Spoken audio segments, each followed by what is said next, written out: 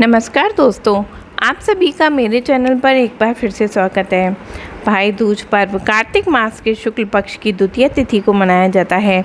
इस दिन बहनें रोली एवं अक्षत से अपने भाई का तिलक कर उसके उज्जवल भविष्य एवं अपने भाई की रक्षा के लिए आशीर्वाद देती हैं। तो आइए शुरू करते हैं भाई दूज की पौराणिक कथा। सूर्य की पत्नी संज्ञा से 2 संतानें थीं, पुत्र यमराज और पुत्री यमुना। संज्ञा सूर्य का तेज सहन न कर पाने के कारण अपनी छाया मूर्ति का निर्माण कर उन्हें ही अपने पुत्र और पुत्री को सौंपकर वहां से चली गई। छाया को यम और यमुना से अत्यधिक लगाव तो नहीं था, किंतु यमुना अपने भाई यमराज से बड़ा स्नेह करती थी। यमुना अपने भाई यमराज के यहाँ प्राय जाती थी, उसके सुख दुख की बातें पूछा करती थी तथा यमुना यमराज को अपने घर आने के लिए आमंत्रित भी करती थी, किंतु व्यस्तता और अत्यधिक दायित्व के कारण वे उसके घर नहीं जा पाते थे। एक बार कार्तिक शुक्ल द्वितीया को यमराज अपनी बहन यमुना के घर अचानक जा पहुँचे।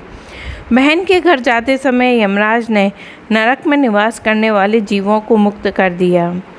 बहन यमुना ने अपने सहोदर भाई का बड़ा आदर सत्कार किया, विभिन्न प्रकार के व्यंजन बना के उन्हें भोजन कराया तथा भाल पर तिलक लगाया। जब वे वहाँ से चलने लगे तब उन्होंने यमुना से कोई भी मनोवांछित वर मांगने का अनुरोध किया। यमुना उनके आग्रह को देखकर कहती है, भैया यदि आप मुझे वर देना चाहते हैं तो यही वर दीजिए कि आज के दिन प्रतिवर्ष आप मेरे यहाँ आया करेंगे और मेरा आतिथ्य स्वीकार किया करेंगे। इसी प्रकार जो भाई अपनी बहन के घर जाकर उसका आतिथ्य स्वीकार करे तथा इस दिन जो बहन अपने भाई का टीका करके भोजन खिलाए उसे आपका भय न रहे। इसी के साथ उन्होंने यह भी वरदान दिया कि यदि इस दिन भाई बहन यमुना नदी में डुबकी लगाएंगे तो वे यमराज के प्रकोप से बचे रहेंगे। और यमुना की प्रार्थना को यमराज ने स्वीकार कर लिया और तभी से भाई बहन का यह त्यौहार मनाया जाने लगा। भाई दूज का त्यौहार का मुख्य उद्देश्य भाई बहन के मध्य सद्भावना तथा एक दूसरे के प्रति निष्प्रेम को प्रोत्साहित करना है। भाई दूज के दिन ही 5 दिनों तक चलने वाले दीपावली उत्सव का समापन भी हो जाता है।